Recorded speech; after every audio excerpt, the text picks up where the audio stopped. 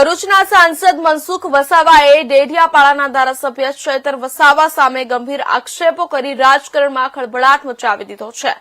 મનસુખ વસાવાએ માત્ર આક્ષેપો જ નથી કર્યા, પરંતુ પોતાની સરકાર સામે બગાવતી તેવર બતાવતા ભાજપ છોડવાની પણ ચીમકી આપી છે.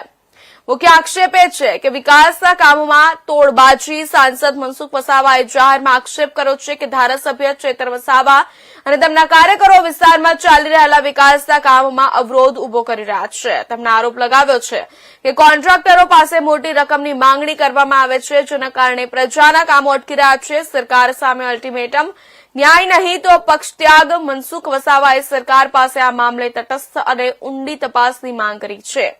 તેમણે આકરા શબ્દોમાં જણાવ્યું કે જો રાજ્ય સરકાર ભ્રષ્ટાચાર અને તોડબાજી રોકવામાં સાથ નહીં આપે તો તેઓ મૌન નહીં રહે. જો વહીવટીતંત્ર અને સરકાર દ્વારા કડક પગલાં લેવામાં નહીં આવે તો તેઓ ભારતીય જનતા પાર્ટીમાં રાજીનામું આપતા પણ અચકાશે નહીં.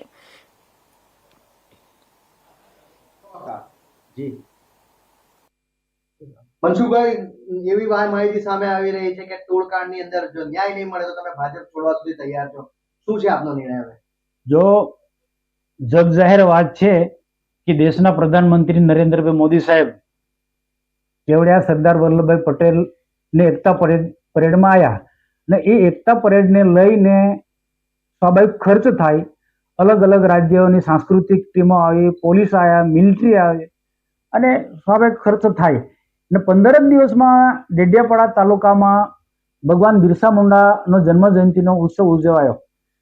એમાં પણ દેશના પ્રધાનમંત્રી નરેન્દ્રભાઈ મોદી સાહેબ દેવમોંગરા ગયા, ત્યાં પણ 3 હેલીપેડ બનાવ્યા, ડેડિયાપાડામાં 3 હેલીપેડ બનાવ્યા અને ડેડિયાપાડામાં 1 લાખ લોકો રહી શકે એ રીતના એક ડોમ પણ બનાવ્યો અને એસટી બસો પણ લોકોને લાવવા જવામાં ઉપયોગમાં લેવાય. તો આવા બંને કાર્યક્રમમાં સ્વાભાવિક ખર્ચા થાય અને દેશના પ્રધાનમંત્રી આવતા હોય એટલે બધી જગ્યાએ અહીંયા પૂરતું નહીં, ગુજરાત કે પછી નર્મદા જિલ્લા પૂરતું ક્યાંય પણ પ્રધાનમંત્રી જતા હોય ને આવા કેટલીક વખત ઝડપથી કાર્યક્રમ, ઉતાવળ કાર્યક્રમ થતા હોય તો એ ખર્ચાઓ એ થાય.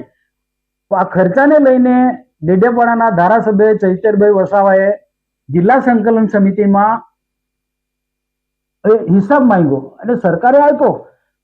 એક નહીં 2 વખત જિલ્લા સંકલન સમિતિમાં એમને હિસાબ માંગ્યો.